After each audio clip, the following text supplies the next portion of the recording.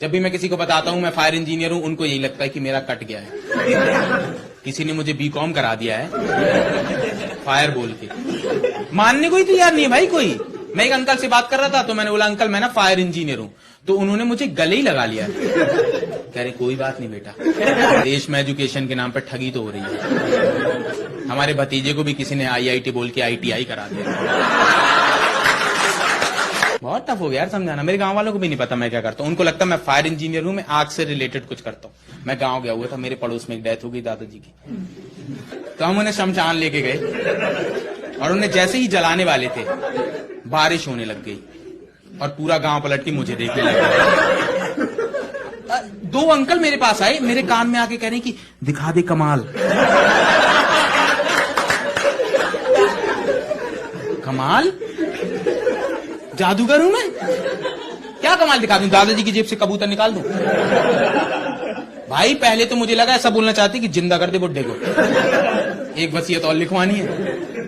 बहुत एम्बैरेसिंग होता है जब तुम्हारे प्रोफेशन को लेके कोई तुम्हें जज करता है। तो मैं वहां से चला गया उन्हें गाली देते हुए, बट उन्हें सुनाई नहीं दिया कि मैं गाली देते गया हूं। उन्हें लगा मैं कुछ बड़बड़ाते हुए गया हूं और उसी टाइम बारिश रुक गई। भाई वो तो फैन हो गए मेरे। मैं देख रहा हूं सडनली वो मातम खुशी में बदल गया है। उन्होंने लाश में से फूल उठा के फेंके मुझ पे।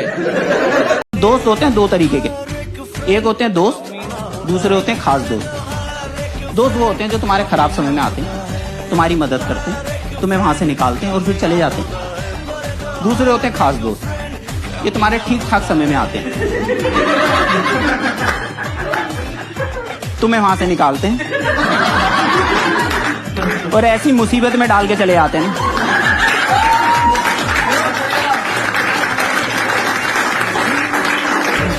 कि किसी का बाप नहीं बचा सकता तुम्हें वहां से। सड़क क्रॉस करने के पीछे एक लॉजिक लगाया, गाड़ी चलेगी मैं चल दूं, गाड़ी रुकेगी मैं रुक जाऊं। मेरी गाड़ी के आगे माइकल जैक्सन बना हो, मुझे ये कर रहा है, मैं ब्रेक से नहीं रोक पाती,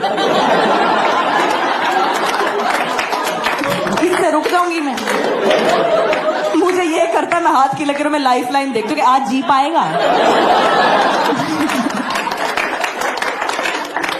ब्रेक मारना ना एक्चुअली मैं भूल जाती हूँ। क्या बता, मेरी मम्मी ने बोला मुझे सेब लेके आना, सेब वाला खड़ा था, मैंने कहा भैया कितने के दिए सेब, और मैंने ब्रेक ही नहीं मारी। वो खड़ा सोच रहा, भाव पूछ रही थी, भाव खा के चली गई। इसमें एक होता है माइक, जिसमें बोलते हैं कुबूले कुबूले कुबूले, ठीक है। वो माइक रहता है जिसमें सब लोग सुनते हैं कि हाँ हमने सुना है, निकाह हुआ है। और मुझे पता भी नहीं था कि ये कुबूले कुबूले कुबूले क्यों होता है ऐसा 3 बार। मैं छोटा था तो मेरे को नहीं समझ में आता था। मैंने अपने चाचा से पूछा कि चाचा ये 3 बार क्यों होता है, तो मेरा चाचा बोलता है औरतों को एक बार में समझ में कहाँ आता है। मेरा चाचा सेक्सिस्ट है, मैं तो फेमिनिस्ट हूं। मैं तो चाची को गया और बताया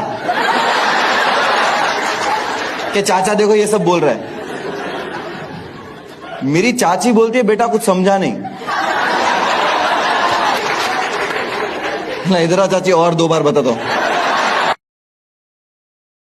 ऑफिस से कॉल आ रहा है, इतने टैलेंटेड हो, हमारी टीम में काम क्यों नहीं करते? मैंने बोला सर आपकी टीम में ही हूं।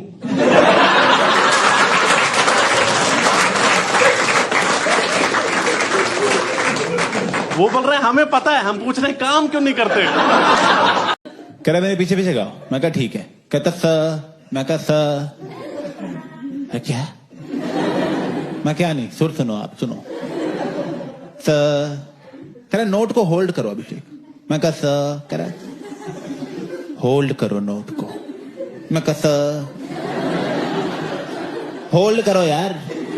मैं कहा नहीं आता। कह रहा कर दो। मैं कहा नहीं हो रहा सर। कहा एक बार कर दो। मैं एक बार कर दो। जो नोट होल्ड करने की जो काबिलियत है ना, उसी को सिंगिंग आना कहते हैं। वही सिखाने के लिए तो आपको बुलाया था।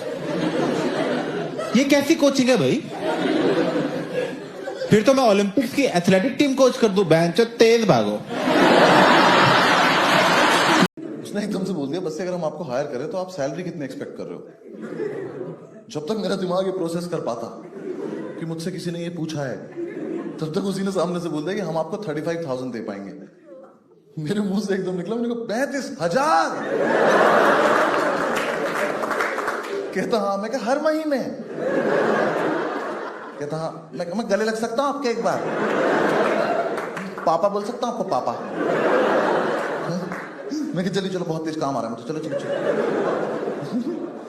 मैंने भाई ज्वाइन कर लिया। उसने कहा मंडे से आ जाना। मैंने कहा मैं अभी बाहर जाके बैठ रहा हूँ, आप आ जाना मंडे।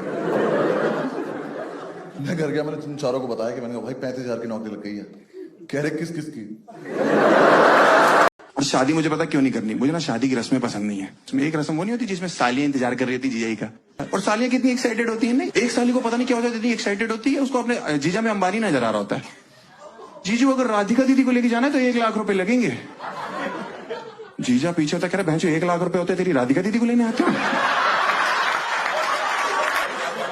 ये किराए की शेरवानी है, किस्तों पे लिए किराए की, वो भी तो समझ रही है। जो पुतले ने पहनी होती उसने मना कर दिया, जलील आदमी को देने की जरूरत नहीं है। और जो लौंडे के दोस्त होते हैं ना, वो तो 1 महीने से पी रहे होते हैं। उनमें से एक इतना नशे में होता है, वो घोड़ी से ही बात कर रहा होता है, तुम मेरे साथ चलोगी? रानी बना के रखूंगा कसम से। मैं कह रहा हूं वो घोड़ी है तो घोड़ी इंसान नहीं होती क्या?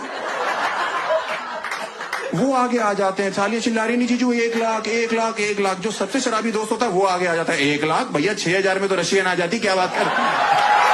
ग्रुप में 2-3 अच्छी बातें हैं जो मैं हाईलाइट करना चाहता हूं इनके ग्रुप में। एक तो है कि पैसे का हिसाब बहुत बढ़िया रहता है लड़कियों का। अगर मान लो 319 रुपए हुए हैं तो वो राउंड ऑफ होके 320 नहीं होते हैं, वो 319 ही रहते हैं। लेने वाली ले लेती है और ज्यादातर बार टाइम से दे भी देती है। एक ये हमारे हैं बिल्कुल ही हरामजादे सुअर,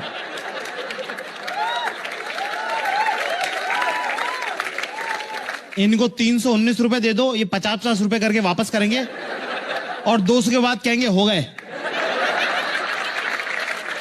ये कैसा हिसाब है भाई?